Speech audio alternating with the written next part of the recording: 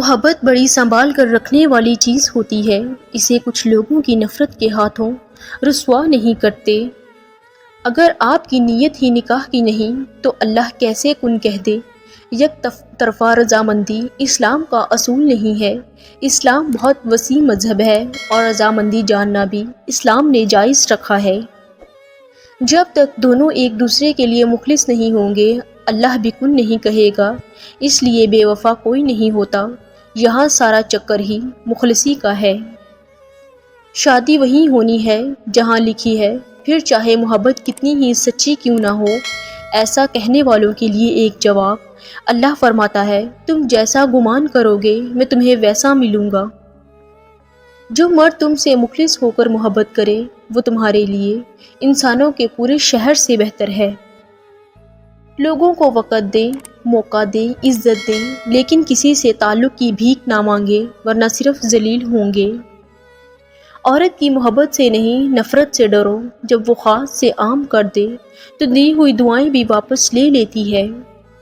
کسی عورت کا شوہر اگر غیر عورت کے پاس جائے تو عورت کو سمجھ لینا چاہیے کہ وہ اپنے شوہر کو خوشی اور سکون دینے میں ناکام ہو چکی ہے۔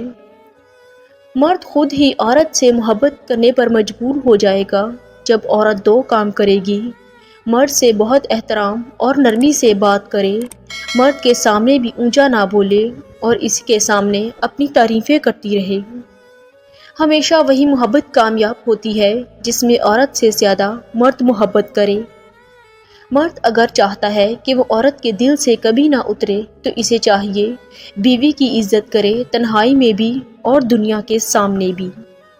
شوہر اپنی بیوی کو حقیقی محبت دیتا ہے تو بیوی اپنے والدین سے بھی بڑا درجہ اپنے شوہر کو دے دیتی ہے۔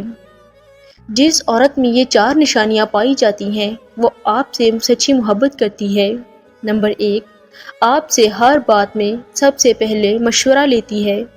نمبر 2، وہ آپ کی ہر بات اور آپ کی حرکت پر نظر رکھتی ہے۔ نمبر 3، جب آپ مشکل میں ہوں تو آپ کا سہارا بنتی ہے اور آپ کا ساتھ دیتی ہے۔ نمبر 4، آپ کی تھوڑی سی بھی دوری اسے بے تاب، پریشان اور بے چین کرتی ہو۔